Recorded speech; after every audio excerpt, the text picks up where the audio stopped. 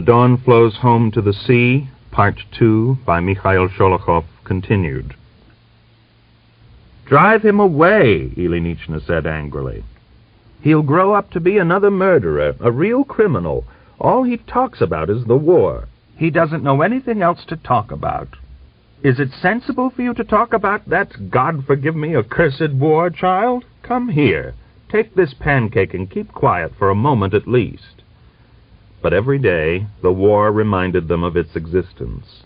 Cossacks returned from the front called to see Griegor and told how the generals Shkuro and Mamontov had been smashed by Budyonny's cavalry, of the unsuccessful battles close to Orlo, and the retreats which had set in on all the fronts. 2 more Tatarsk Cossacks had been killed in the fighting at Gribanovska and Kardaila, while Gerasim Akhvatkin had been brought home wounded, and Dmitri Goloshchekov had died of typhus. Griegor recalled all the Cossacks of his village who had been killed in the 2 wars, and it seemed to him that not one home in Tatarsk was left without its dead. Griegor was still unable to leave the house when the village ataman brought an instruction he had received from the district ataman, ordering him to inform Squadron Commander Melyukov that he was to present himself immediately before a medical commission for further examination. "Write back and tell him that as soon as I learn to walk, I'll turn up of my own accord without any reminders," Griegor said angrily. The front steadily drew nearer the dawn. In the village there began to be renewed talk of retreat.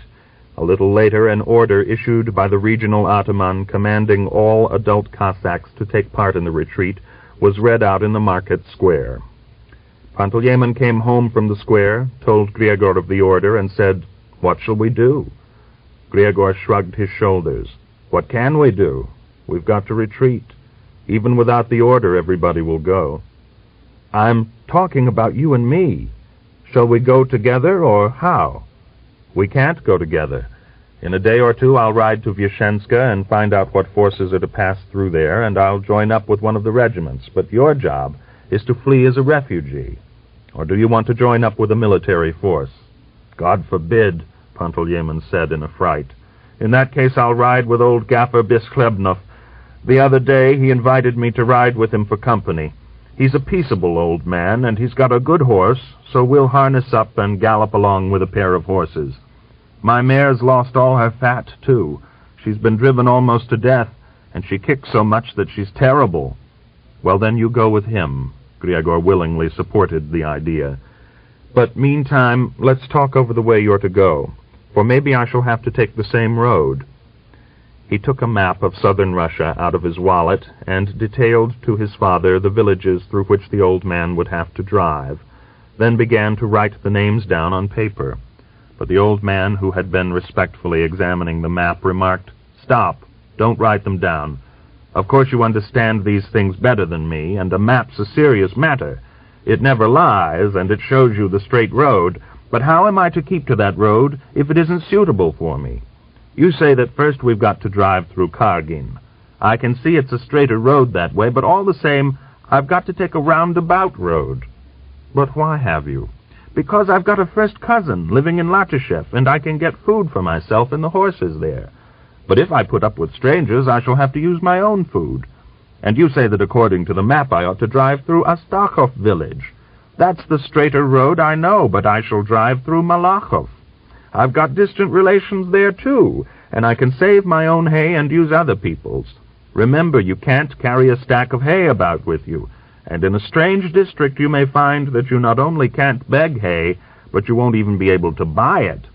"But haven't you got any relations on the other side of the Don?" Griegor asked venomously. "Yes, I have. So you'll go that way, too, I suppose." "Don't put those devilish ideas about," Panteleimon flared up. "You speak to the point, and don't try to be funny. A fine time to make jokes. We've got a clever man in the family now." "There's no point in your visiting all your relations. A retreat's a retreat, and not a matter of visiting relations. It's not carnival time." "Well, don't instruct me the way to take. I know it without you." "If you know, then go whichever way you like." "It's no good my trying to drive according to your plans. Only a magpie flies straight. You've heard that said, haven't you? I might go driving the devil knows where, in places where maybe there aren't any roads in the winter-time at all. Were you really using your wits when you started talking such nonsense? And you commanded a division, too." Griegor and the old man wrangled for a long time, but after thinking it over, Griegor had to admit that there was a good deal of force in the old man's remarks, and he said in a conciliatory tone, "Don't be angry, Father. I won't try to make you follow my route. You drive as you wish. I shall try to look for you beyond the Donets." "You should have said that long ago," Panteleimon rejoiced. "You go on suggesting all sorts of plans and routes, but the one thing you don't understand is that a plan's one thing, but horses can't go anywhere without fodder." The old man made leisurely preparations for departure, even while Griegor was still ill. He had fed up his mare with unusual care, had repaired the sledge, had ordered new felt boots to be made for him, and had himself lined them with leather, so that they would not get soaked on wet roads, and he had poured selected oats into sacks. Even for the retreat he made ready like a true master of the house. He prudently prepared everything that might be of some use on the journey: an axe, a handsaw, a chisel, shoe-repairing tools, threads, spare soles, nails, a hammer, a bunch of straps, 2 ropes, a lump of pitch. Everything down to horseshoes and farrier's nails was carefully wrapped in tarpaulin and could be laid in the sledge in a moment. He even proposed to take a steelyard with him, and when Ilinichna asked what need he would have for a steelyard, he reproachfully answered, "You know, wife, the more you try, the more stupid you get. Do you mean to say you can't answer such a simple question for yourself? Shan't I have to buy chaff or hay by weight while on the retreat? Do they measure hay out by the yard?" "But won't people have scales of their own?" Ilinichna asked in amazement. "How do you know what sort of scales they'll have?" Panteleimon grew indignant. "Maybe all their scales are false in order to give short weight to the likes of us. That's just it. We know the sort of people who live there. You buy 30 pounds, but you pay enough money for a pood." Footnote: 36 pounds. "And if I've got to stand such a loss every time we stop, it would be better for me to take my own steelyard with me. It won't weigh us down. But you can manage here without scales. What the devil would be the good of them to you? If the military forces come, they'll take hay without weighing it. All they're concerned about is carting it off. I've seen them, the hornless devils. I know them only too well." At first he even thought of taking a wagonette on the sledge, so as not to waste money buying one in the spring. But afterwards he thought better of it and gave up this hopeless idea. Griegor also began to make ready. He cleaned his Mauser, his rifle, put his faithful saber in good order. A week after his recovery he went out to see his horse, and, looking at its gleaming crupper, was satisfied that the old man had not fed only his own mare. He climbed painfully on the restive horse, gave it a good ride, and on his return home saw, or maybe he only imagined he saw, someone wave to him with a tiny white handkerchief through the window of the Astakov's hut. At a village assembly, the male inhabitants of Tatarsk decided to leave all on one day. 2 days the women spent baking and frying all kinds of provisions for the Cossacks' journey. The departure was fixed for December 12th. The previous evening Panteleimon put hay and oats into the sledge, and next morning, as soon as dawn began to break, he put on his great sheepskin overcoat, belted himself tightly, thrust his capacious leather driving gloves into his belt, said his prayers to God, and took leave of his family. Soon an enormous baggage train was extending up the hill from the village. The women went out to the common pasturage and long waved their handkerchiefs to the departing menfolk. But then a low breeze sprang up in the steppe, and through the seething, snowy mist, neither the wagons slowly climbing the hill, nor the Cossacks striding beside them, were visible. Before his departure to Vyashenska, Griegor had a meeting with Oxinia. He went to see her in the evening, when lights were already lit in the village. Oxinia was spinning. Beside her, Anikushka's widow was sitting knitting socks and telling some story. Seeing the stranger, Griegor curtly said to Oxinia, "Come outside for a minute, I've got business with you." In the porch, he laid his hand on her shoulder and asked, "Will you come with me on the retreat?" She was long silent, thinking over her answer. Then she quietly said, "But how about the farm? And the horse?" "You must leave everything in someone's charge. I've got to retreat." "But when?" "I'll drive round for you tomorrow." Smiling in the darkness, Oxinia said, "You remember I told you a long time ago that I'd go with you to the very edge of the world. And I'm just the same now. My love for you is true. I shall go and not once look back. When shall I be waiting for you?" "In the evening. Don't bring much with you. Clothes and as much food as possible, that's all." "Well, goodbye for now." "Goodbye. But maybe you'll come in. She's going in a minute. I haven't seen you for an age, my darling Grisha.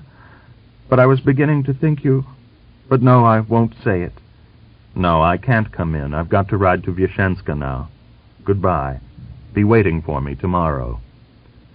Griegor went out and passed through the wicket gate, but Oxinia remained standing in the porch, smiling and rubbing her flaming cheeks with her palms. In Vyashenska, the evacuation of the regional offices and organizations and the commissariat warehouses had already begun. At the regional ataman's office, Griegor inquired about the position at the front. A youthful ensign, acting as adjutant, told him, "The Reds are close to Alexandrovsk station. We don't know what forces will pass through Vyashenska or whether any will pass through at all. You can see for yourself that nobody knows anything. Everybody's hurrying to get away. I'd advise you not to search for your regiment now, but to ride to Milyarova, where you'll find it easier to ascertain where it is at the moment. In any case, your regiment will be retreating along the railway line. Will the enemy be held up at the dawn? No, I don't think so. Vyashenska will be yielded without a struggle, that's definite." Griegor returned home late at night. While Ilinichna was getting his supper ready, she said, "Your Prokhor turned up. He came about an hour after you'd gone and said he'd be coming back, but he hasn't been near us since." Delighted at the news, Griegor hurriedly ate his supper, then went to see Prokhor.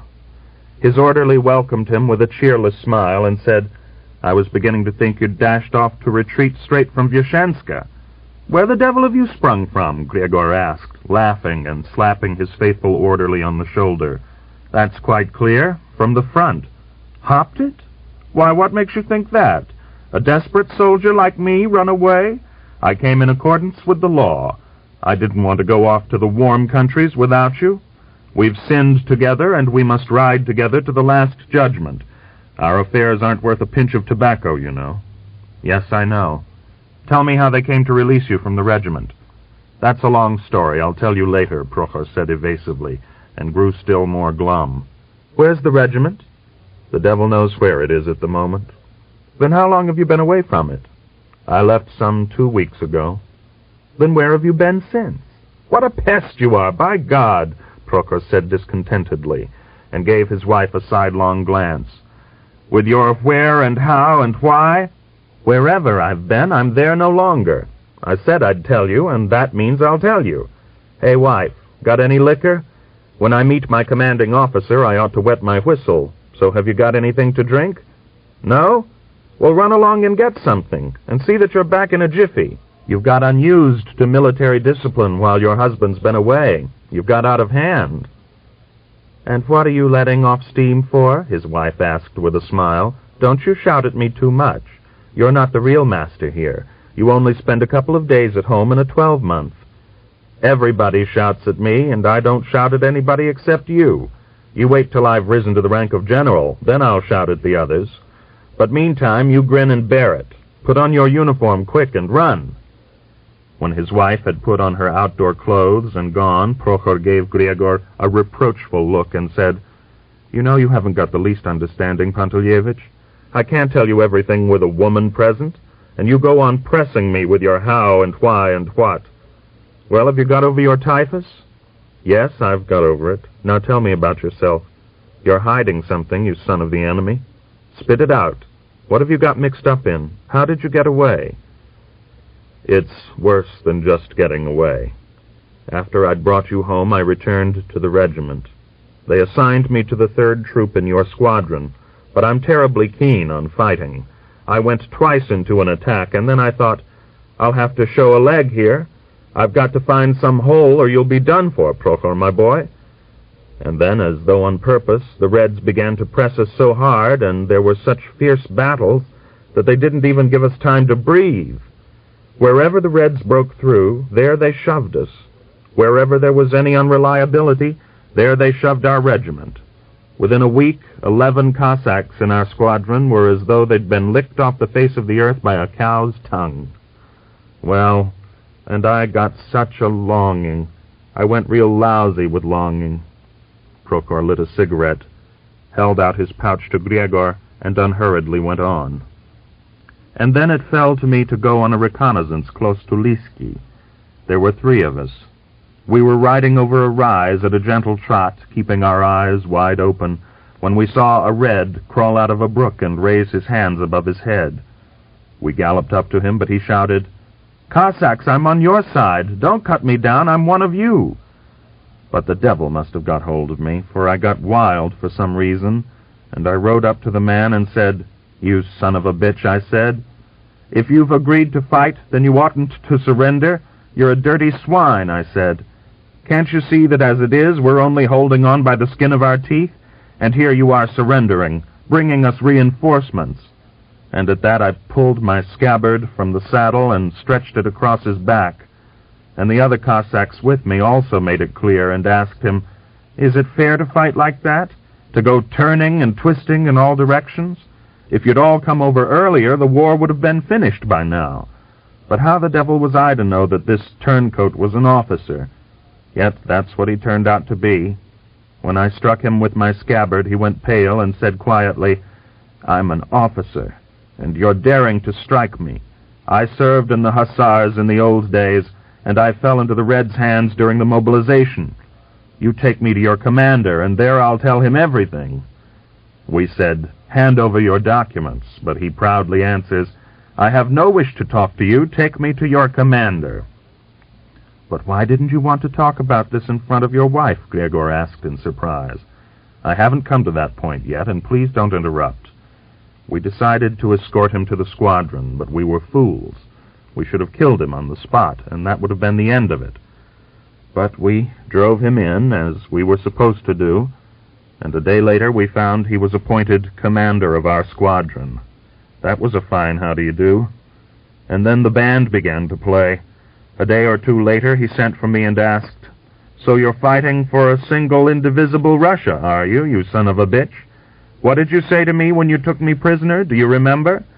I tried to get out of it, but he wouldn't show me any mercy, and when he recalled that I'd struck him with my scabbard, he shook all over. "Do you know," he said, "that I'm a captain of a hussar regiment, and a noble, and you boor, dared to strike me?" He sent for me once, he sent for me twice, and I never had any mercy from him. He ordered the troop commander to send me on outpost and guard duty out of turn, shook fatigues on me like peas out of a pail, and in a word, he made life a misery, the swine. He did the same to the other 2 who'd been on reconnaissance with me when we took him prisoner. The boys stood as much as they could, but at last one day they spoke to me and said, "Let's put him out, or our lives won't be worth living." I thought it over and decided to tell the regimental commander all about it, but my conscience wouldn't allow me to kill him. We could have done it when we took him prisoner, but afterwards I couldn't raise my hand somehow. I have to screw up my eyes when my wife cuts a chicken's throat, and this was a matter of killing a man. "But you did kill him," Griegor again interrupted. "Wait a bit. You'll know all about it in due course." Well, I told the regimental commander. I got to see him, but he laughed and said, "It's no good your being upset, Zhukov. Once you struck him. He's quite right in restoring discipline. He's a good and intelligent officer." So I left him. But I thought to myself, you can hang that good officer round your neck instead of a cross, but I'm not going to serve in his squadron. I asked for a transfer to another squadron, but nothing came of that either. They wouldn't do it. Then I thought of clearing out altogether, but that's easier said than done. They transferred us to the rear for a week's rest, and then the devil went and got me all messed up again. I decided the only thing to do was to get hold of some poor devil of a woman with the clap. Then I'd be put on light sick duty, and then the retreat would start, and things would settle themselves, and something I'd never done before. I began to run after the women, to see which of them looked the worst. But how can you tell? It isn't written in a woman's forehead that she's got this or that. So what was I to do? Prokhor spat vigorously and listened to make sure his wife was not coming back. Griegor covered his mouth with his hand to hide his smile. His eyes glittered with laughter as he asked, "And did you get the clap?" Prokhor gazed at him with tearful eyes. His look was sad and calm, like that of an old dog who has had his day. After a brief silence he said, "Do you think it was so easy to get it? When you don't want it, it's blown at you by the wind, but now I couldn't find it anywhere, even if I shouted aloud for it."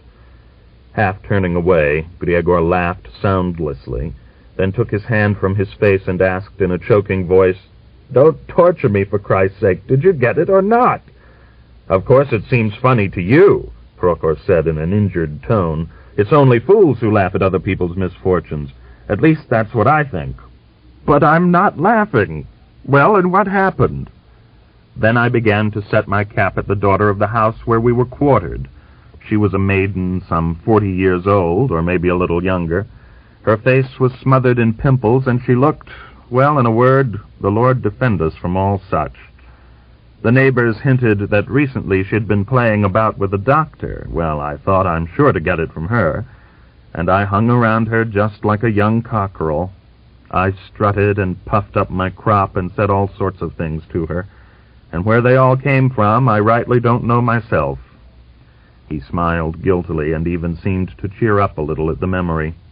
I promised to marry her and talked all sorts of filth. At last I won her over, and the matter came very near to sin. Then she suddenly goes and bursts into tears. I tried to calm her and said, "Maybe you're ill, but that's nothing, that's all the better." But I myself got frightened. It was night time, and supposing someone heard our noise and came creeping into the chaff shed where we were. "Don't shout, for Christ's sake," I said. "And if you're ill, don't be afraid. I love you so much that I'm ready for anything." But she says, "My dear Vyashenska, I'm not ill in the least. I'm an honest maid, I fear, and that's why I cried out." Believe me or not, Griegor Pantelyevich, but as she said that to me, I broke into a cold sweat and let her have it. Lord Jesus, I thought, the mess I've got into. That's the last straw. I roared at her, "But what did you go running to the doctor for? What did you go around taking in the people for?" "I went to see him," she said, "to get some ointment to clear my face." Then I clutched my head and told her, "Get up and go away this minute, damn you, you horrible witch. I don't want you, honest, and I shan't marry you." Prokhor spat still more violently and reluctantly went on. And so all my labors were in vain. I went to the hut, collected my belongings, and transferred to other quarters the very same night. Then the boys gave me a hint, and I got what I was in need of from a certain widow. Only this time I went straight to the point. I asked her, "Are you ill?" She answered, "Yes, I am a bit."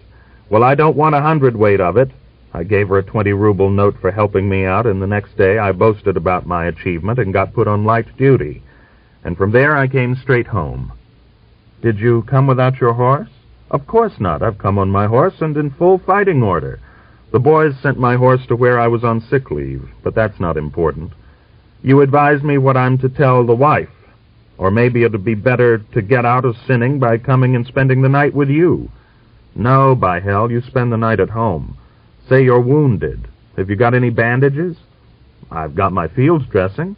"Well, then use that." "She won't believe me," Prokhor said despondently. But he got up, nonetheless.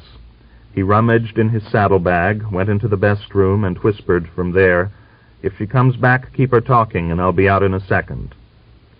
As Griegor rolled himself a cigarette, he thought over his plans for departure. "We'll harness both the horses to a sledge," he decided. "We must leave in the evening so that our people don't see Oxinia with me, though they'll find out all the same." "I didn't finish telling you about the squadron commander." Prokhor limped out of the best room and sat down at the table. "Our men killed him off the 3rd day after I went sick." "Really?" "God's truth. They shot him in the back in a fight, and that was the end of him. So I got the clap for nothing. That's what riles me." "Didn't they catch the one who did it?" Griegor, absorbed in thoughts of the forthcoming departure from Tatarsk, asked abstractedly, "What chance had they got of looking for him? The retreat was so general that there was no time to look for anybody." "But where's my wife got to? I badly want a drink." "When are you thinking of leaving?" "Tomorrow." "Can't we leave it for just one more day?" "What for?" "I could shake the lice off me at any rate. It's no fun riding with them."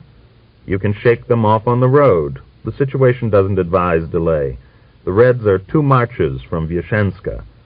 "Are we leaving in the morning?" "No, at night. We've only got to get to Kargin. We'll spend the night there." "But won't the Reds catch us?" "We must be ready to move on at any moment." I thought of taking Oxinia Astakhova with me. You don't mind, I suppose?" "What's it to do with me? You can take a couple of Oxinias if you like." "It'll be rather a lot for the horses." "She's not very heavy." "It's awkward, traveling with women. And what the cholera is she yielding to you for? As if we wouldn't have enough trouble without her." Prokhor sighed. With eyes averted, he added, "I knew you'd be dragging her about with you. You're always acting the husband. Ah, Griegor Pantelyevich, the knout's long been weeping bitter tears for you." "That's nothing to do with you," Griegor said coldly. "Don't go gabbling to your wife about it." "Have I ever gabbled to her about it?" "You ought to know me better." "But who is she going to leave her house with?" They heard steps in the porch. Prokhor's wife entered. Snow was sparkling on her fluffy gray kerchief. "A blizzard?" Prokhor took glasses from the cupboard, and only then thought of asking, "But did you bring anything?" His crimson-cheeked wife took 2 steaming bottles from her breast and set them on the table. "Well, now we'll be able to see the road," Prokhor said cheerfully. He sniffed at the vodka and pronounced, "First rate, and as strong as the devil." Griegor drank 2 small glasses of vodka, then pleaded that he was tired and went home. Chapter 4. "Well, the war's all over. The Reds are driving us so hard that now we shall go on falling back till we reach the sea and steep our arses in brine," said Prokhor as they drove up the hill. Below them lay Tatarsk, wrapped in a bluish haze. The sun had set behind the snowy rose selvage of the horizon. The snow scrunched crisply under the sledge-runners. The horses moved at a fast walking pace.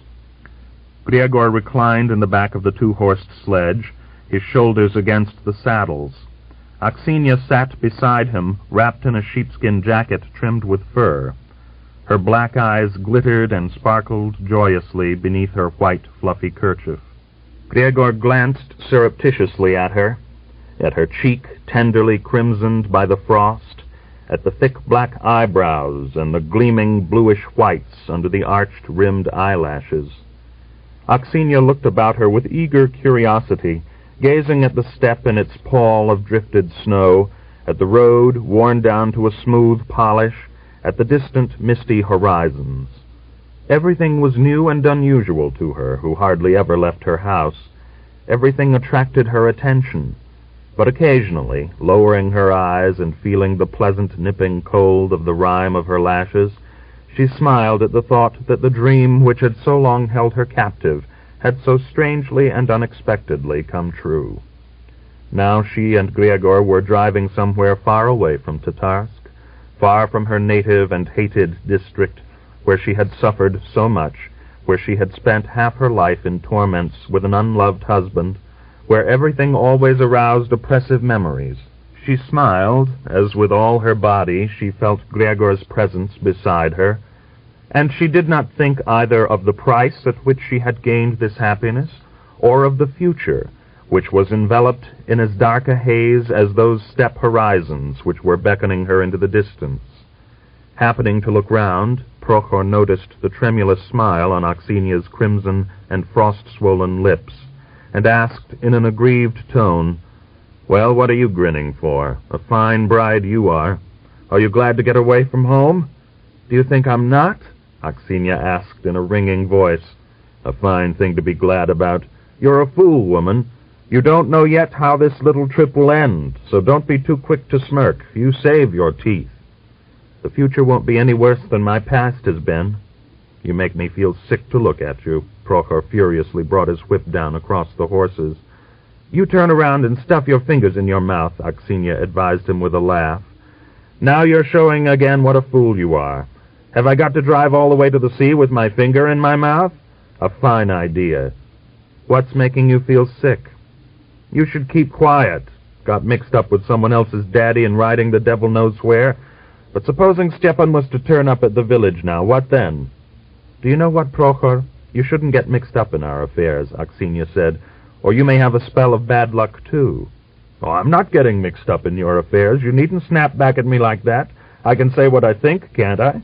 Or am I your coachman, and I'm only to talk to the horses? That's another fine idea. You can be annoyed or not, as you like, Oxinia. But you ought to be whipped with a good switch. Whipped and ordered not to cry out. But don't try to frighten me about luck. I carry my luck everywhere with me. I've got a special kind. It won't sing, but it won't let me sleep. Now, you devils, always going at a walking pace, you lop-eared Satans? Griegor listened, smiling, and at last said in a pacifying tone, Don't start swearing at each other when we're hardly out of the village. We've got a long road before us. You'll have plenty of time for that. What are you plaguing her for, Prokhor? I'll plague her, Prokhor answered harshly. She'd better not contradict what I'm going to say. I'm thinking at this moment that there's nothing worse than woman in the whole wide world. There are a lot of... You know, brother, women were God's very worst invention. The way I'd deal with them, right down to the last one, there wouldn't be a smell of woman left on the earth. That's how bad I'm feeling about them just now. And what are you laughing at? Only a fool laughs at other people's misfortunes. Hold the reins. I'm getting out for a minute. Prokhor went on foot for some time. Then he made himself comfortable in the sledge and held his peace. They spent the night in Kargin and set out again after breakfast next morning. By nightfall they had put some 40 miles of road between them and Tatarsk. Endless trains of refugee wagons were dragging southward. Close to Morozovsky they fell in with the first Cossack troops. Some 30 to 40 mounted men went past. Army baggage trains dragged along. The farther they went, the more difficult they found it to get quarters for the night. By evening, all possible quarters in the villages were occupied, and there was not even stabling for the horses, far less room for themselves. In one of the Tauridan districts, Griegor drove from door to door in the vain search for a sleeping place, and in the end they were compelled to pass the night in a shed. Their clothes were wet through with the blizzard, but by morning they were frozen solid, and jarred and cracked with their every movement. They hardly slept a wink all night, and only just before dawn did they manage to get warm by lighting a campfire of straw in the yard. Next morning, Oxinia timidly suggested, Grisha, don't you think we might spend the day here? We've been suffering torture all night with the cold, and we got hardly any sleep. So we ought to take a little rest.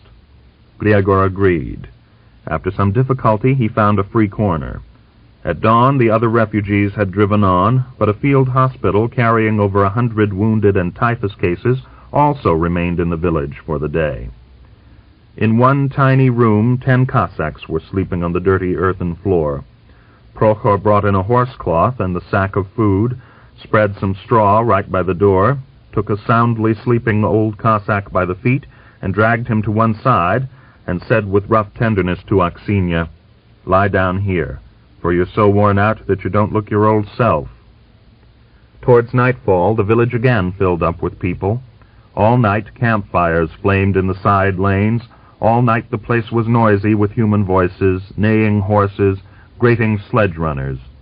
Dawn was hardly breaking when Griegor aroused Prokhor and whispered, Get the horses harnessed up. We've got to get moving. Why so early? Prokhor asked with a yawn. Listen. Prokhor raised his head from his saddle pommel and heard a distant, muffled rumble of gunfire. All the northern districts of the Don were pouring southward. Innumerable refugees' baggage trains were streaming across the railway line from Tsaritsyn to Lichaya and converging on Manich. At every stop during their first week of traveling, Griegor inquired for his fellow villagers from Tatarsk, but he found none in any of the villages through which he passed. In all probability, his father and the others had borne more to the left, and, avoiding the Ukrainian settlements, had driven through the Cossack villages to Oblivskaya. Only on the 13th day did he come upon traces of them. On putting up for the night, he happened to learn that a Cossack from the Vyashenska district was lying ill with typhus in the next hut. He went to find out where the man was from, and entering the low-ceilinged tiny room, saw the old man Obnizov lying on the floor. From him he learned that the Tatarsk refugees had left this same village 2 days previously. Many of them had fallen ill with typhus. 2 of them had already died on the road, and Obnizov had been left behind by his own request. If I get better and the Red comrades have mercy on me and don't kill me, I'll make my way home somehow. And if not, I'll die here. It's all the same where I die. Wherever death comes, it's anything but sweet, the old man declared as Griegor said goodbye to him. Griegor asked the old man about his father, but Obnizov answered that he had no news of him, for he had left Tatarsk on one of the last sledges, and he had not seen Panteleimon Prokofyevich since they passed through Malachovsky village. Griegor had more luck in finding quarters at their next stop. In the first house he entered, he came upon Cossack acquaintances from Vyashenska village. They made room for him, and he made his party comfortable by the stove. 15 refugees were lying packed like fish in barrels. 3 of them were ill with typhus, and another was suffering from frostbite. The Cossacks cooked some millet porridge with bacon fat for supper, and hospitably offered some to Griegor and his companions. Prokhor and Griegor ate heartily, but Oxinia refused to touch the food. "Why, aren't you hungry?" Prokhor asked. During the past few days he had inexplicably changed in his attitude to Oxinia, and now he spoke to her roughly but sympathetically. "I'm feeling a little sick." Oxinia threw her kerchief around her head and went out into the yard. "She hasn't fallen ill, has she?" Prokhor asked Griegor. "Who's to know?" Griegor put down his plate of porridge and went out after her. He found her standing by the steps, her hand pressed to her breast. He put his arms around her and anxiously asked, "What's the matter, Ksenia, dear?" "I'm feeling sick, and I've got a headache. Come into the hut and lie down. You go in, I'll follow in a minute." Her voice was thick and toneless, her movements sluggish. Griegor gazed at her interrogatively as she entered the stiflingly hot room. He noticed the crimson flush on her cheeks, the suspicious glitter in her eyes. His heart sank. She was obviously ill. He remembered that the previous day she had complained of shivering and dizziness, and when he awoke early that morning, he noticed she had been sweating so much that her curly hair was as wet as though she had just washed it. He had lain gazing at her as she slept, and had not dared to rise for fear of disturbing her rest. She had bravely borne the deprivations of the journey. She had even cheered Prokhor on, when more than once he had said, "What the devil is this war, and who thought of it? You drive on and on all day, and when you arrive at night you've got nowhere to spend the night, and you don't know where you'll be ordered to go before you're finished." But that day she had failed to keep up her spirits.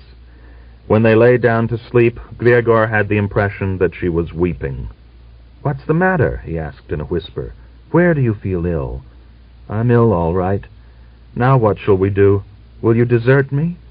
"Well, you are silly. Why should I desert you? Don't cry. Perhaps you've only got frozen on the road and you've got frightened." "Grisha, dear, it's typhus." "Don't talk nonsense. There's no signs of it. Your forehead is quite cool, so why should it be typhus?" Griegor comforted her. But in his heart of hearts, he was convinced that she was ill with typhus, and wondered miserably what they could do with her if she had to take to her bed. "Oh, it's too hard to ride like this," she whispered, huddling close to him. "Look at the lot of people that crowd into the quarters every night. The lice are eating us up, Grisha, and I've not got a chance to look after myself because of the men.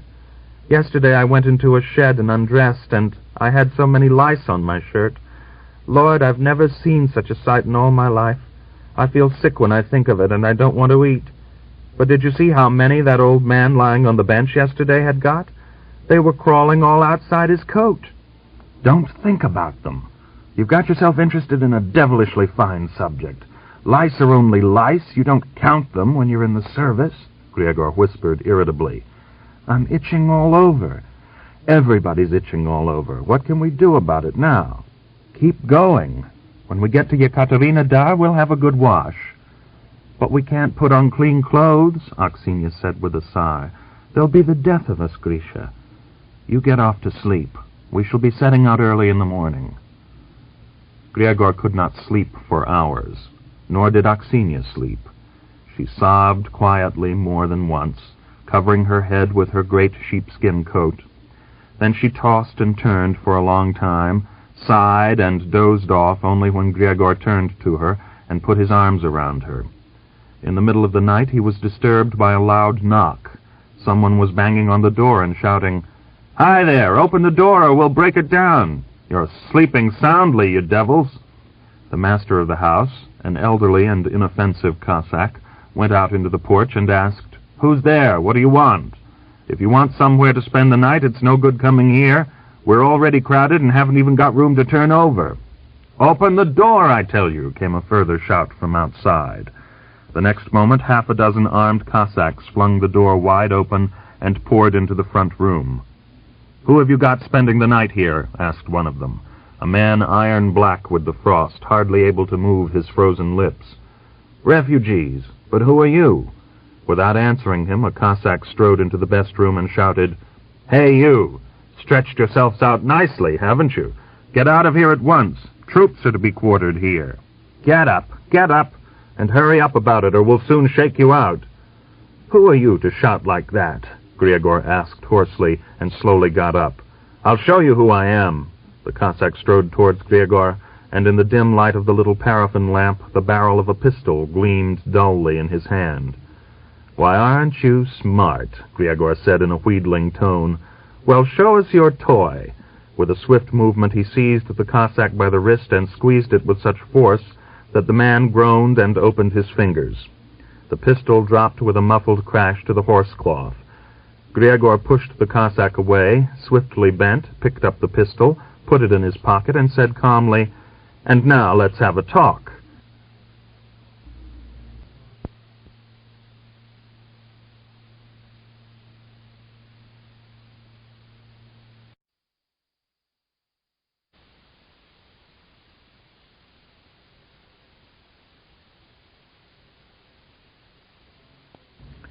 The Dawn Flows Home to the Sea, Part 2, by Mikhail Sholokhov, continued.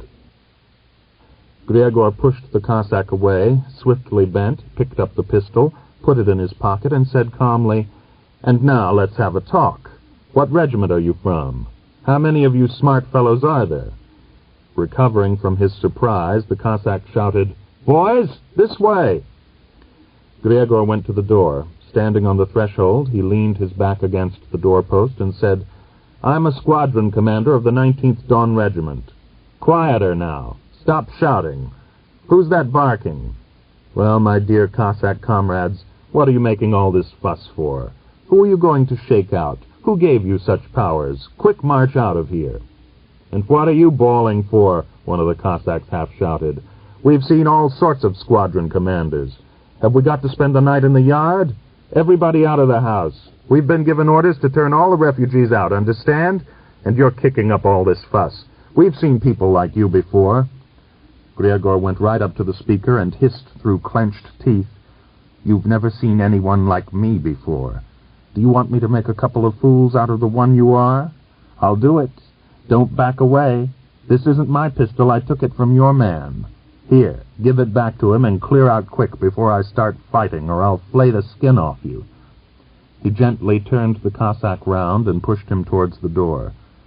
"Shall I let him have it?" a big Cossack with his face enveloped in a camel-hair cowl asked reflectively. He was standing behind Griegor, closely examining him. His enormous leather-soled felt boots creaked as he shifted from foot to foot. Griegor turned to him and, losing command of himself, clenched his fists. But the Cossack raised his hand and said in an amicable tone, Listen to me, Your Excellency, or whatever you call yourself. Wait a bit. Don't raise your fist. We'll avoid any trouble. But in these times, don't push the Cossacks too hard. Serious times are coming again now, like those in 1917. You might run up against some desperate characters, and they wouldn't make 2 but 5 of you. We can see you're a brave officer, and judging by your speech, you were born one of us. So you behave a little more sensibly, or you'll run into sin. The man from whom Griegor had taken the pistol said irritably, "Don't stand there singing Te Deums to him. Let's go to the next hut." He was the first to stride to the door. As he passed Griegor, he gave him a sidelong glance and said commiseratingly, "We don't want to be bothered with you, officer, or we'd christen you." Griegor twisted his lips contemptuously and replied, "You'd be christening yourself. Get on before I take your trousers down. So a Baptist's turned up now. Pity I gave you your pistol back. Such daredevils as you shouldn't wear pistols, but sheep's fleeces. Come on, boys, let him go to the devil. If you don't stir up muck, it won't stink," one of the other Cossacks, who had taken no part in the conversation, remarked with a benevolent chuckle.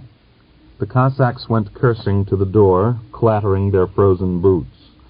Griegor sternly ordered the master of the house, "Don't dare open that door again. They can knock and go away, and if they don't, wake me up." The Vyashenska men, who had been aroused by the noise, lay talking in undertones among themselves. "The way discipline's gone to pieces," one of the old men sighed mournfully. "They talk to an officer as if he was any son of a bitch. That wouldn't have happened in the old days. They'd have roasted them in penal servitude." "Talk? What's talk? Did you see how they were getting ready to fight? Give him a crack," said the unhewn poplar in the cowl. "That shows what desperadoes they've become." "Why did you let them off so lightly, Griegor Panteleyevich?" one of the Cossacks asked. Griegor listened to the talk with an amiable smile on his lips. As he wrapped himself in his greatcoat, he answered, "Well, what are you to do with them? They've got clean out of hand and won't submit to anyone. They go about in bands with no command over them. Who's to be their judge and commander? Their commander is simply anyone who proves himself stronger than they. I don't suppose they've got one officer left in all their troops. I've seen whole squadrons like that, absolutely fatherless. Well, let's get off to sleep." Oxinia whispered to him, "But what made you go for them, Grisha? Don't go running up against men like that, for the love of Christ. Such heathen might kill you." "You sleep. We've got to be up early tomorrow. How do you feel? Any better?" "Just the same." "Your head still aching?" "Yes. I'm afraid I shan't be getting up again." Griegor laid his palm on her brow and sighed. "You're giving off heat like a stove." "Well, all right, don't worry. You're a healthy woman. You'll get over it." Oxinia made no answer. She was tormented with thirst. She went out several times into the kitchen, drank some of the unpleasantly warm water, and, mastering her nausea and giddiness, lay down again on the horse-cloth. During the night, 4 further parties, seeking for quarters, came to the hut. They banged their rifle butts on the door, opened the window shutters, drummed on the windows, and went away only when the master, profiting by Griegor's example, shouted from the porch, "Clear out of here! This is a brigade headquarters." At dawn, Prokhor and Griegor harnessed up the horses. Oxinia struggled into her outdoor clothes and went into the yard. The sun was rising. A thin gray smoke was streaming from the chimneys into the azure sky. A heavy rime lay on the fences, on the roofs of the sheds. Steam was billowing from the horses' bodies. Griegor helped Oxinia into the sledge and asked, "Perhaps you could lie down. You'll find it more comfortable." She nodded, gave him a grateful look when he carefully wrapped her legs and closed her eyes. At noon, when they halted to feed the horses in a village some 2 miles off the main road, Oxinia could not climb out of the sledge. Griegor took her by the arm and led her to the house, and put her in the bed which the mistress hospitably placed at their disposition. "Are you feeling bad, dearest?" he asked, bending over Oxinia, noticing how white she had gone. She forced open her eyes, looked at him with filmed pupils, and again dozed off into semi-consciousness. With trembling hands he removed the kerchief from her head. Her cheeks were as cold as ice, but her forehead was burning. Little icicles had frozen on the temples, which were beaded with a fine sweat. Towards evening she lost consciousness altogether. A moment earlier she asked for a drink, whispering, "Only some cold water, some melted snow." She was silent for a moment, then said indistinctly, "Call Grishka." "Here I am. What do you want, Ksenia, dear?" Griegor took her hand and stroked it awkwardly and shyly. "Don't leave me behind, Grisha, dear." "I shan't leave you behind. What makes you think I shall?" "Don't leave me behind in a strange place. I shall die here." Prokhor gave her a drink. She thirstily set her parched lips to the rim of the copper mug, drank a few drops, and with a groan let her head fall back on the pillow. Within 5 minutes she was talking disconnectedly and unintelligibly. As he sat at her head, Griegor distinguished a few words. "I must wash. Get some blue. Early." Her incoherent speech faded into a whisper. Prokhor shook his head and said reproachfully, "I told you not to bring her on this trip. Now what are we going to do? It's a punishment. That's all it is. God's truth. Shall we spend the night here? Are you gone deaf or what? I ask, shall we spend the night here or drive on?" Griegor made no response. He sat huddled up, not taking his eyes off Oxinia's ashen face. The mistress, a hospitable and kind-hearted woman, indicated Oxinia with her eyes and quietly asked Prokhor, "His wife? Are there any children?" "Yes, and there are children too. We've got everything except good luck," Prokhor muttered. Griegor went out into the yard and, seating himself on the sledge, smoked cigarette after cigarette. Oxinia would have to be left behind in the village. To carry her on might be the death of her. He saw that clearly. He went into the house and sat down again by the bed. "We'll spend the night here, shan't we?" Prokhor asked. "Yes, and we may stop over tomorrow." Shortly afterwards the master of the house arrived. He was a stocky and sickly peasant with crafty, shifty eyes, who had lost one leg from the knee. Tapping with his wooden leg, he nimbly limped to the table, took off his outdoor clothes, gave Prokhor a sidelong glance, and asked, "So the Lord sent us guests. Where are you from?" Without waiting for an answer, he ordered his wife, "Hurry up and give me something to eat. I'm as hungry as a dog." He ate long and greedily. His shifty eyes frequently rested on Prokhor and on Oxinia's motionless form. Griegor came out of the best room and greeted him. The man nodded his head without speaking and asked, "Retreating?" "Yes." "So you've had enough of fighting, Your Excellency." "That's it, more or less." "Who's that, your wife?" He nodded at Oxinia. "Yes." "What did you put her on the bed for? Where are we going to sleep?" He turned discontentedly to his wife. "She's ill, Vanya, and I couldn't help feeling sorry for her." "Sorry? You can't be sorry for all of them, and look how many there are going past. You're crowding us, Your Excellency."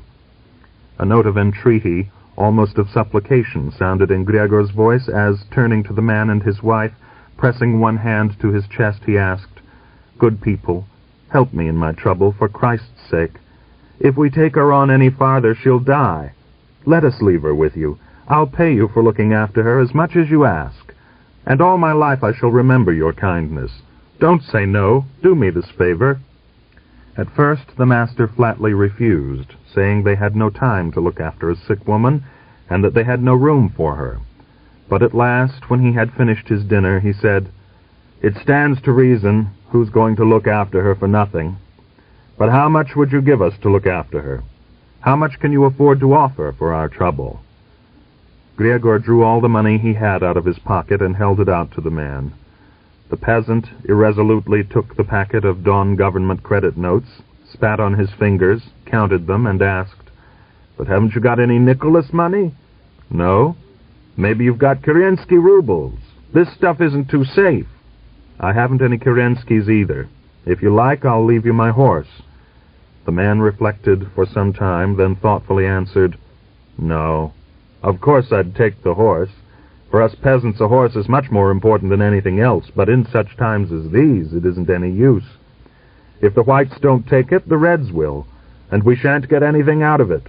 I've already got a little mare that's no good at all, and yet before you can look round they'll be taking and leading her out of the yard." He was silent, thinking. Then, as though to justify himself, he added, "Don't think I'm so terribly greedy, God forbid, but judge for yourself, Your Excellency. She may lie a month or even more, and it'll be nothing but giving her this and taking from her that, and she's got to be fed with bread and milk, an egg or two, and meat. And all that costs money. That's true, isn't it? And her clothes have got to be washed, and she's got to be washed too, and all the other things. My wife's busy with the house and farm, and she'd have to look after her. That's no easy matter. Don't be mean. You add something more. I'm an invalid. You can see I've lost a leg. What good am I as an earner and worker? We live on what God sends us, and manage with bread and kvass." With numb, simmering irritation, Griegor said, "I'm not being mean, my good man. I've given you all the money I've got. I can manage without money. What else do you want from me?" "So, you've given me all your money." The man laughed distrustfully. "With your pay, you ought to have saddlebags packed with it." "Tell me straight out," Griegor said, turning pale. "Will you keep the sick woman or not?" "No, if that's the way you're reckoning, there's no reason to leave her with us." The man's voice took on an injured tone. "It's not so simple, you know. An officer's wife and all that. The neighbors will find out, and the comrades are on your heels. They'll hear about it and come down on us. No, in that case you can take her away. Maybe one of the neighbors will agree to look after her." With obvious regret, he handed Griegor his money, took out his tobacco pouch, and began to roll a cigarette for himself. Griegor put on his greatcoat and said to Prokhor, "You stay by her. I'll go and look for other quarters." He was lifting the door latch when the master stopped him. "Wait a bit, Your Excellency. What's the hurry?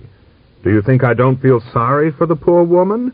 I'm very sorry for her, and I've been in the army myself, and I respect your position and rank. But couldn't you add something or other to the money?" Prokhor could not restrain himself any longer. Livid with indignation, he roared, "What else can we add, you legless asp? You ought to have your other leg chopped off. That's what you deserve. Griegor Pantelyevich, let me shake him up a bit, and then we'll put Oxinia into the sledge and drive on. May he be triply cursed, the devil." The master heard Prokhor to the end without interruption, and then said, "You've got no reason to insult me, soldiers. This is a question to be settled to mutual satisfaction, and there's no point in swearing and cooling me off. What are you bawling for, Cossack? Do you think it's money I'm talking of? I wasn't thinking of that sort of extra at all. What I meant was that perhaps you'd got some extra equipment. A rifle, say, or a revolver. It's all the same to you whether you have them or not, but in these times it's a whole fortune to us. We've got to have weapons to guard the house with. That's what I was getting at.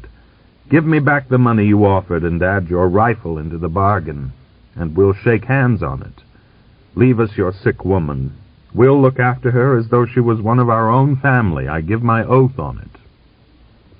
Griegor looked at Prokhor and said quietly, "Give him my rifle and cartridges, then go and harness up. Oxinia will stay. God be my judge, I cannot carry her on to her death." Chapter 5. The days dragged by, gray and joyless. The moment they left Oxinia behind, Griegor lost all interest in everything.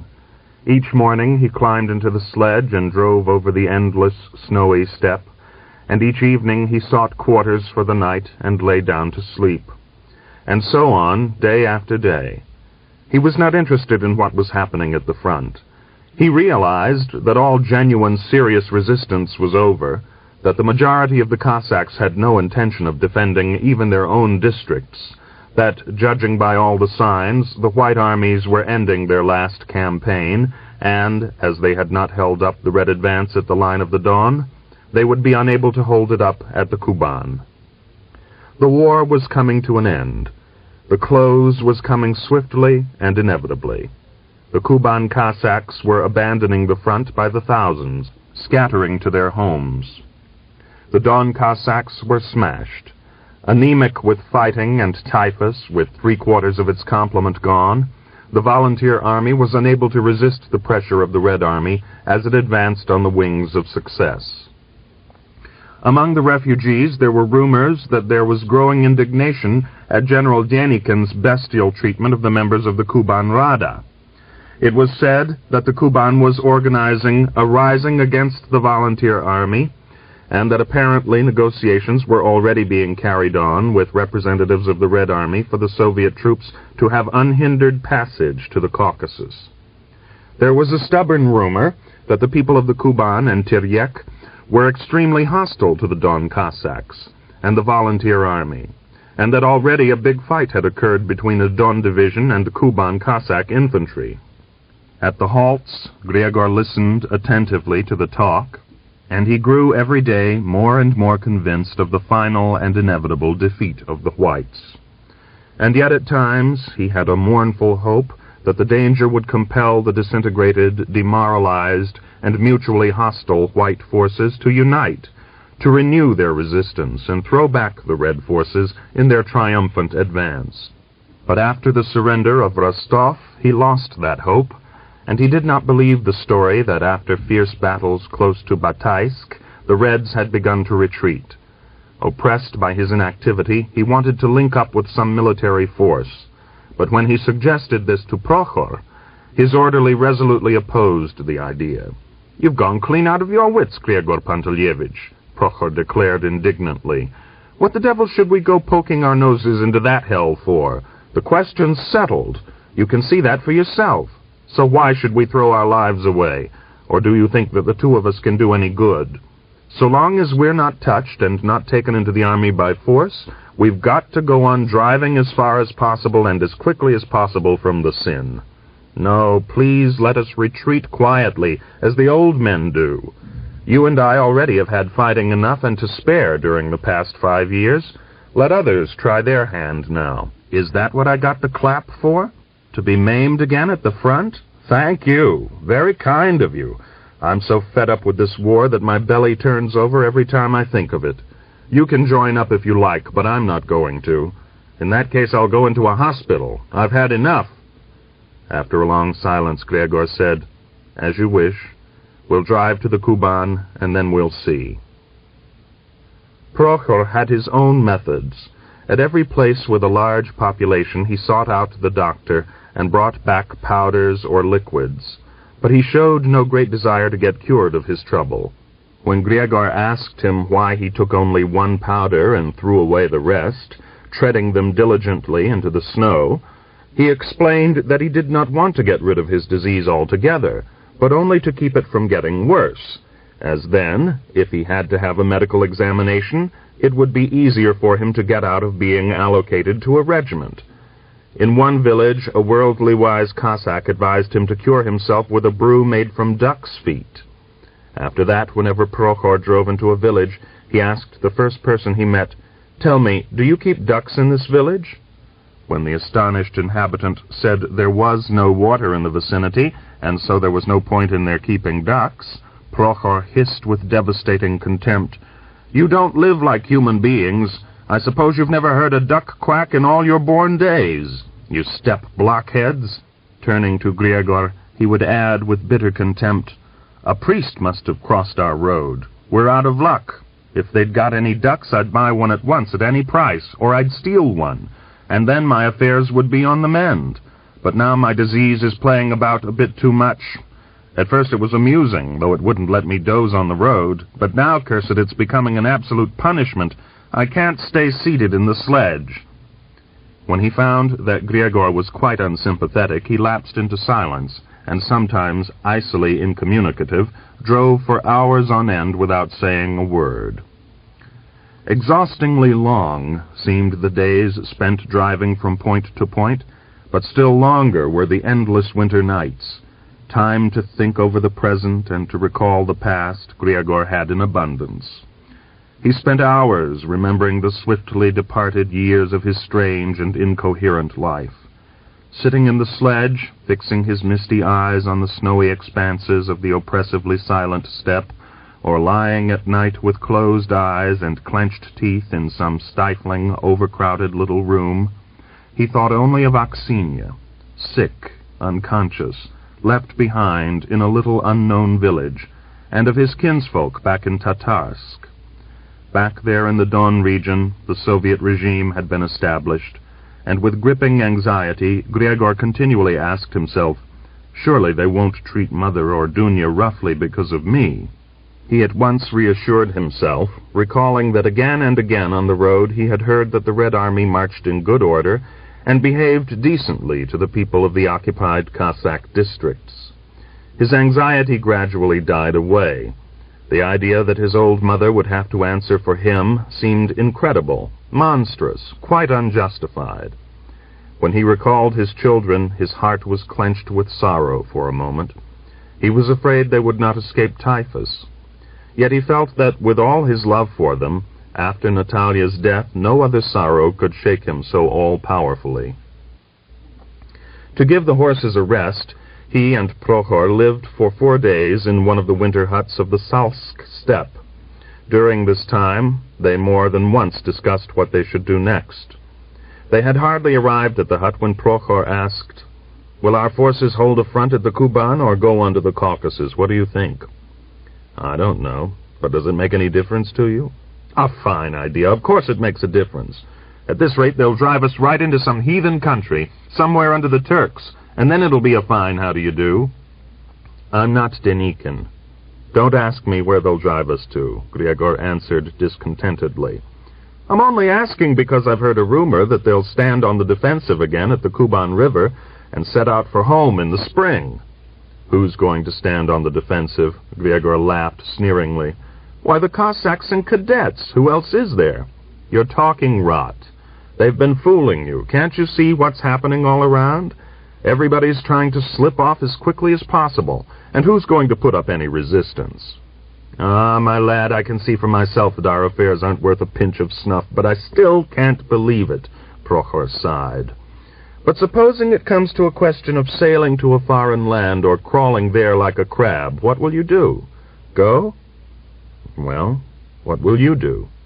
"My position is, where you go, I go. I'm not going to be left behind alone if everybody else goes." "That's just what I was thinking. Once you've got yourself into a sheep's pen, you've got to hang on to the sheep. The sheep, I mean, sometimes make you look a fool by taking you the devil knows where. Drop that sort of talk. You stick to the point." "Don't keep nagging. We'll see when we get there.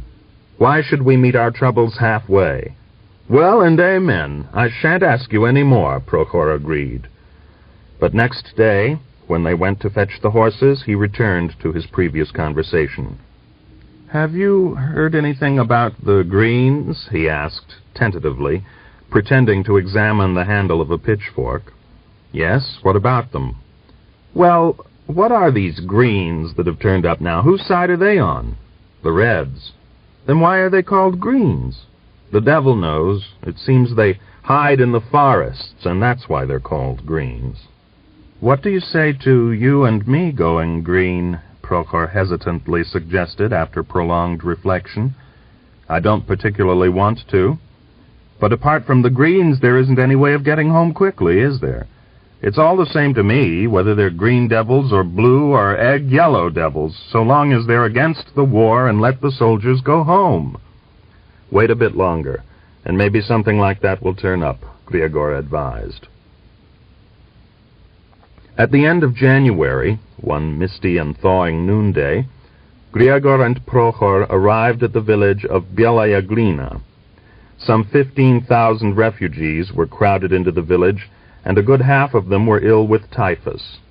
Cossacks in short English overcoats, in short-cut sheepskins, in long Caucasian coats, were striding through the streets in search of quarters and food for their horses, and horsemen and sledges were moving in all directions. Dozens of emaciated horses stood around the mangers in every yard, miserably chewing straw. In the streets and side lanes were abandoned sledges, army wagonettes, ammunition chests. As they drove along one of the streets, Prokhor stared at a high-standing bay horse tethered to a fence and said, Why, that's Cousin Andrusha's horse. So our Tatarsk people must be here." He nimbly leaped out of the sledge and went into the house to inquire.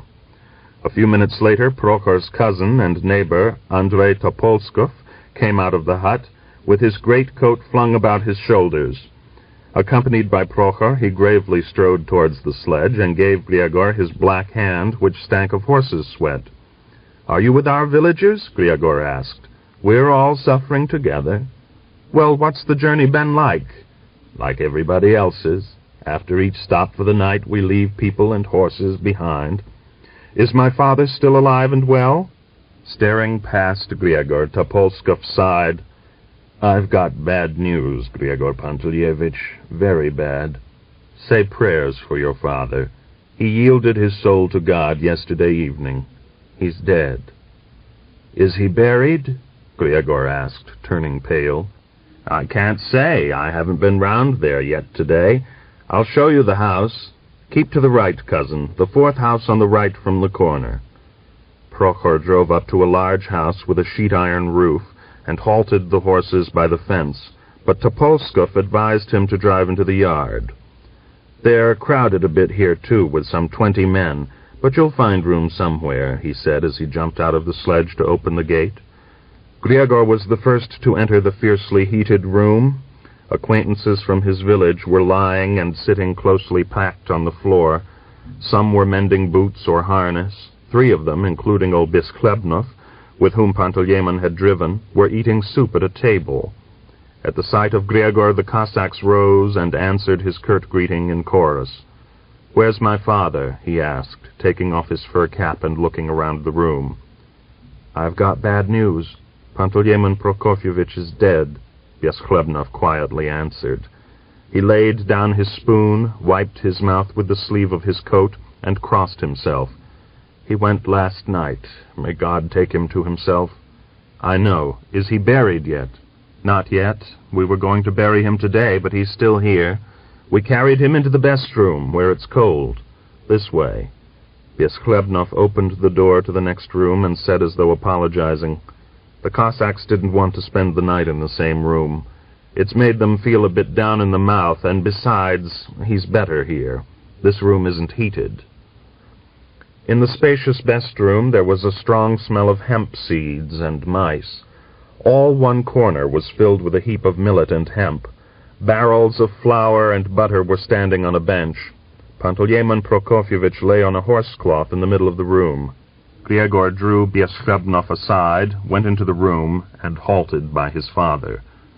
2 weeks he was ill, Vyashenka told him in an undertone. "He was knocked over by typhus away back in Miechetka, and this is where your father found his rest. Such is our life." Bending down, Griegor gazed at his father. The features of the well-known face had been changed by illness and had grown strangely unlike, unfamiliar. Pantelyemon's pale, sunken cheeks were overgrown with a gray scrub. His mustache hung low over the mouth. The eyes were half closed, and the bluish enamel of the whites had already lost their sparkling vitality and gleam. The old man's lower jaw was tied up with a red neckerchief, and against the red material, the gray curly hair of the beard seemed still whiter, more silvery. Griegor dropped to his knees to take one last attentive look, and to fix that dear face in his memory, and involuntarily shuddered with horror and disgust. Over Pantelyemon's gray, waxen face, filling the sockets of the eyes, the furrows of the cheeks, lice were crawling. They covered the face with a living, moving film. They swarmed in the beard, stirred among the eyebrows, and lay in a gray layer over the stiff collar of his blue jacket. Griegor and 2 other Cossacks pecked out a grave with crowbars in the frozen, iron-hard, clayey loam. Prokhor knocked a rough coffin together from bits of wood. At the close of the day they carried Pantelyemon Prokofyevich out and buried him in the alien Stavropol earth. And an hour later, as lights were already being lighted in the village, Griegor drove out of Belaya Glina in the direction of Novopokrov. In Karanovsky village he felt unwell. Prokhor spent half a day looking for a doctor, and at last succeeded in finding some half-drunk military surgeon, and after some difficulty persuading him to come to the hut. Without removing his greatcoat, the doctor examined Griegor, felt his pulse, and confidently declared, "Relapsing typhus. I advise you, Captain, to cut short your journey, otherwise you'll die on the road." "To wait for the Reds?" Griegor smiled wryly. "Well, we must assume that the Reds are still some distance off. But they'll be near." "I don't doubt that, but it would be better for you to remain. I would choose that as the lesser of the two evils." "No, I'll go on somehow," Griegor said resolutely, and put on his tunic. "You'll give me some medicine, won't you?" "Go on if you like. It's your affair. I was bound to give you my advice, but after that you can do as you please. As for medicine, the best of all would be rest and attention. I could give you a prescription, but the druggist is evacuated, and I've got nothing but chloroform, iodine, and liquor." "Well, give me some liquor, then." "With pleasure. You'll die on the road in any case, so the liquor won't make any difference. Send your orderly with me, and I'll let you have 1,000 grams. I'm good-natured." The doctor saluted and went out with an uncertain stride. Prokhor brought the liquor and got hold of a 2-horse wagonette from somewhere or other, harnessed up the horses, and reported with gloomy irony as he entered the room, "The carriage waits, Your Excellency." And once more the oppressive, dreary days dragged on from one to another. In the Kuban, a hurried southern spring was coming from the foothills of the Caucasus. In the steppe plains, the snow suddenly melted, laying bare thawed patches of shining black earth. The streams chattered with silvery voices. The road was speckled with snow puddles. The far azure distances had a spring-like gleam, and the spacious Kuban heaven grew deeper, bluer, warmer. Within a couple of days the winter wheat lay bare to the sun. A white mist arose over the plowed lands, the horses squelched along the miry road and sank over their fetlocks in the mud, getting stranded in the ruts, straining their backs, steaming with sweat. Prokhor thoughtfully tied up their tails and often climbed out of the wagonette and walked alongside, forcibly pulling his feet out of the mud and muttering, "This isn't mud, it's clinging tar, God's truth. The horses don't get a chance of drying from one spot to another." Griegor was silent, lying in the wagonette, shivering and wrapping himself up. But Prokhor found the journey boring without someone to talk to. He touched Griegor by the foot or sleeve and said, "This mud here is the limit. Get out and try it, and then you'll be glad to be ill." "Go to the devil," Griegor whispered almost inaudibly. Whenever they fell in with someone, Prokhor asked, "Is the mud any worse farther on, or just the same?" They answered with a laugh and a joke, and Prokhor, satisfied to exchange a word or two with a living man, walked on for a time in silence, frequently halting the horses and wiping the granular, juicy sweat from his brown forehead. From time to time they were overtaken by horsemen, and Prokhor felt that he must halt them to exchange greetings. He always ended by saying, "You're wasting time by going on. You can't ride at all farther on." "Why not?" "Why, because the mud's so thick there. I'm told by people coming from those parts that horses have to swim up to their bellies. Wagon wheels won't turn, and short people walking along fall and drown in the mud on the very road. A dock-tailed bitch may lie, but I don't." "Why are we going on?" "We can't do anything else. I'm taking along a sick bishop, and of course he and the Reds couldn't live together." The majority of the horsemen cheerfully swore at Prokhor and rode on, but others stopped to stare hard at him and made some insulting remark such as, "So the fools are retreating from the Don, too. Is everybody in your district like you?" One Kuban Cossack, who had got separated from his party, grew seriously annoyed with Prokhor for holding him back with such nonsensical talk. He was about to bring his whip down across Prokhor's face, but with extraordinary agility Prokhor jumped onto the wagonette, snatched his carbine from under the horsecloth, and laid it across his knees. The Kuban Cossack rode off, swearing violently, while, roaring with laughter, Prokhor bawled after him, "This isn't like Tsaritsyn, where you could hide in the maze. You block, you sleeveless ninny. Hey, come back, you hominy porridge. Tuck up your overalls, or you'll be dragging them in the mud. Taken to wing, chicken killer? You female ham? I haven't got a dirty cartridge, or I'd send it to you. Drop your whip, do you hear?" Prokhor was half silly with boredom and inactivity, and he found his own way of amusing himself. From the first day of his illness, Griegor lived as though in a dream. He lost consciousness at times, then came to again. At one such moment, when he had recovered his senses after long oblivion, Prokhor bent over him. "Are you still alive?" he asked, gazing commiseratively into Griegor's filmy eyes. The sun was glittering above them, now crowding together, then stretching out into a broken, velvety black line. Flocks of dark-winged barnacle geese flew crying through the deep blue of the sky. The warmed earth, the young grass, gave off a stupefying scent. Breathing rapidly, Griegor avidly drew the invigorating spring air into his lungs. Prokhor's voice only faintly reached his ears, and everything around him seemed unreal, incredibly diminished, distant. Behind them, muffled by distance, gunshots thundered hollowly. Not far away, the wheels of an iron wagon chassis rattled harmoniously and measuredly. Horses snorted and neighed. Human voices were to be heard. He caught a pungent scent of baked bread, of hay, of horses' sweat. All this came to Griegor's consciousness as though from another world. Exerting all his will, he listened to Prokhor's voice, and with the greatest of effort, he realized that his orderly was asking him, "Would you like a drink of milk?" Hardly moving his tongue, Griegor licked his parched lips, feeling that a thick, cold fluid with a familiar fresh taste was being poured into his mouth. After several sips, he clenched his teeth.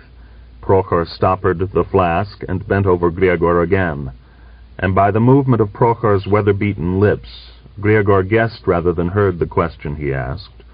"Don't you think I ought to leave you at this village? It's hard going for you, isn't it?" A look of suffering and anxiety appeared on Griegor's face. Once more he summoned all his will and whispered, "Carry me on until I die." From Prokhor's face he realized that he had been heard, and reassured he closed his eyes, accepting unconsciousness as a relief, sinking into the dense darkness of oblivion, departing from all this tumultuous, noisy world. Chapter 6. Along all the road as far as the village of Abinskaya, Griegor remembered only one thing. One pitch-dark night he was awakened by the sharp, penetrating cold. Wagons were moving several abreast along the road. Judging by the voices, by the incessant muffled chatter of the wheels, the train of wagons was enormous. The wagon in which he was riding was somewhere in the middle. The horses were moving at a walking pace. Prokhor clacked his tongue and occasionally, in a frozen voice, called hoarsely, "Now, children," and waved his knout. Griegor heard the thin whistle of the leather knout, felt the horses pull more strongly on the traces, making the single-trees rattle, and the wagon rolled along more swiftly, sometimes knocking the end of the center pole against the back of the britska in front. With an effort, Griegor pulled the ends of the sheepskin around himself and lay on his back. Across the inky sky, the wind was driving massive, rolling clouds southward. Very rarely, a single star flamed out for a moment in a yellow spark through a tiny gap in the clouds. Then the impenetrable darkness once more enveloped the steppe. The wind whistled mournfully in the telegraph wires. A rare and fine, beady rain broke and fell to the ground. On the right-hand side of the road, a column of cavalry was marching. Griegor caught the long, familiar, unisonous, rhythmic clink of tightly braced Cossack equipment, the muffled and unisonous squelch of innumerable horse hooves in the mud. Not more than 2 squadrons had passed, but the thud of horse hoofs still sounded. A regiment must be riding by at the roadside. Suddenly, in front, the coarse, valiant voice of a solo singer flew up like a bird over the silent steppe. "Oi, down by the river, brothers, down by Vyashenska, on the glorious steppe, the boundless steppe of Saratov." Many hundreds of voices took up the ancient Cossack song, and high above all danced a tenor accompaniment of astonishing power and beauty. Covering the basses as they died away, the ringing tenor still fluttered somewhere in the darkness, clutching at the heart. But the soloist was already beginning the next verse. There the Cossacks lived and spent their lives as men of freedom, all the Don, the Grieben, and the Yaitsk Cossacks. Inside Griegor something seemed to snap. A sudden spasm of tears shook his body. His throat was clutched with convulsive sorrow.